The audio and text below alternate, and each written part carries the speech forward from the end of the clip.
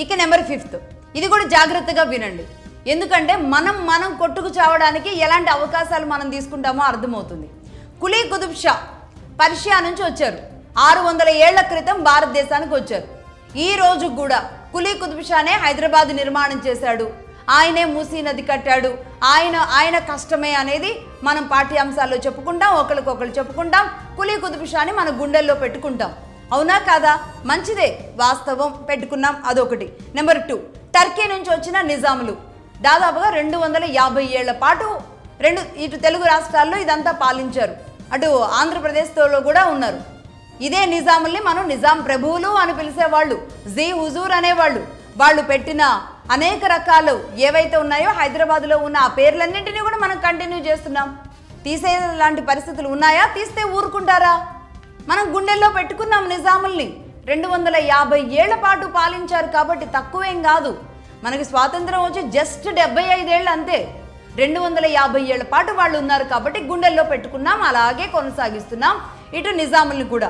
ఇక next number 3 Afghanistan. వీళ్ళు చెంగీస్ ఖాన్ సంతతికి చెందిన వాళ్ళు. అంటే భారత్ మీదకి దండయాత్రకు వచ్చారు. వీళ్ళే ఎవరు? బాబరు, అక్బరు, వీళ్ళంతా ఈ వంశాల వాళ్ళు. ఆ వంశాల కథలు, వాళ్ళ చరిత్రలు, వాళ్ళ జీవితాలు ఇవన్నీ పుస్తకాల్లో ఉంటాయి మనకి.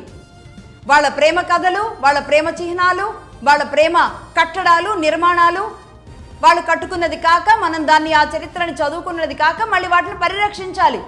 ఇవే మనకి చారిత్రక కట్టడాలుగా మారడం అనేది మన దౌర్భాగ్యం నిజానికి. ఆ చారిత్రక కట్టడాలని కాపాడడం, అవే ఈరోజు సందర్శన ప్రాంతాలుగా మారడం అనేది మన దౌర్భాగ్యం నిజానికి. ఇక నెంబర్ 4 యూరప్ అండ్ ఫ్రెంచ్. వీళ్ళు వచ్చారు. వీళ్ళేం చేశారు? $45 ట్రిలియన్ సంపదని దోచుకుపోయారు, మన సంపదని. నిజానికి ఇప్పటికీ కూడా మన ఎందుకు ఈ కోపం వస్తుంది అంటే మన వాళ్ళందరూ కళ్ళు తెరవాలి. 1000 ఏళ్ల పైగా మనం బానిస బతుకులు బతికాం. బానిస బతుకులు అలవాటైపోయినాయి. ఇంకా చాలదా? ఇప్పటి వరకు ఉన్న బానిసత్వం చాలదా? ఇప్పటికి కూడా దేశాన్ని ముక్కలు చేసుకునేలాంటి పరిస్థితుల్లోకి మనం వెళ్ళాలా? ఇంతకుముందు చెప్పినట్లుగా కులీ కుతుబ్ షాలు కానీ, బాబరు, అక్బర్ కానీ, నిజాములు కానీ, లేదంటే యూరప్ నుంచి వచ్చిన వాళ్ళు కానీ, ఫ్రెంచ్ వాళ్ళు కానీ, డచ్ వాళ్ళు కానీ, మేము పెద్ద పెద్ద సదస్సులు పెట్టాం. అనేక బహుళజాతి కంపెనీలు అనేక దేశాల నుంచి వచ్చారు. అనేక మంది బిజినెస్ ఎక్స్పర్ట్స్, బిజినెస్ డెలిగేట్స్ అందరూ కూడా ఇక్కడికి మేము ఆహ్వానించామని చెబుతారు కదా. మరి పక్కనే ఉన్న ఆదాని, అంబానీ మన తోటి భారతీయులు ఎదుగుతుంటే మనకెందుకు అంత జలస్సు? ఎందుకు వీళ్ళని పడగొట్టాలనుకోవడం? ప్రజల్లో వాళ్ళని ఎందుకు చులకన చేయడం? ఎందుకు చెడ్డ చేయడం? వాళ్ళ కంపెనీ ఏమైనా తప్పిదాలు చేసినప్పుడు దాన్ని సరిదిద్దుకునే విధంగా చెప్పడం వేరు. కానీ ఆ కంపెనీలకు కట్టబెట్టేశారు, ఆ కంపెనీలకి దారదత్తం చేసేశారు అని మాట్లాడుతూ ఉంటారు చూడండి. ఇది మన వేలుతో మన కంట్లో పొడుచుకున్నట్టే. ఇది అర్థం కావట్లేదు. భారతదేశంలో ఉన్న కంపెనీలనేమో కూలదోయాలని చూస్తున్నాం, అక్కడెక్కడో ఉన్న కంపెనీకి ఏమో మన భూములు అప్పచెబుతున్నాం. అలాగే చివరిగా ఇంకొక విషయం చెబుతున్నాను. ఇప్పటి వరకు నేను చెప్పిన దాన్ని బట్టి మీకు అర్థమైంది ఏంటి? ట్యాక్స్ పేయర్స్ స్టేట్స్ ఏవి, ఉత్తరాది ఏది, దక్షిణాది ఏది? దక్షిణాది అంతా కలిపిన ఎంత మనం పే చేస్తూ ఉన్నాము? దక్షిణాది ఉత్తరాది అని విడగొడుతూ మనల్ని వేరు చేస్తూ గొడవలు క్రియేట్ చేసే వాళ్ళకి అవకాశం ఇవ్వకండి.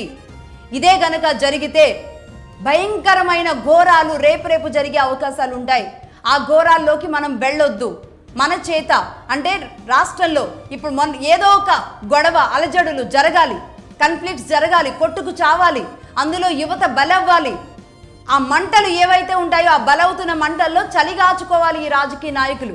వాళ్ళకి కావాల్సింది కేవలం పదవులు మాత్రమే. ఇంత మాట్లాడే వాళ్ళు, ఇంత పెద్ద మేధావులు, అది జర్నలిస్టులు కావచ్చు, మేధావులు కావచ్చు, అసలు 850 సీట్లు అవసరమా ఎంపీలు అని ఎవరైనా అడిగారా?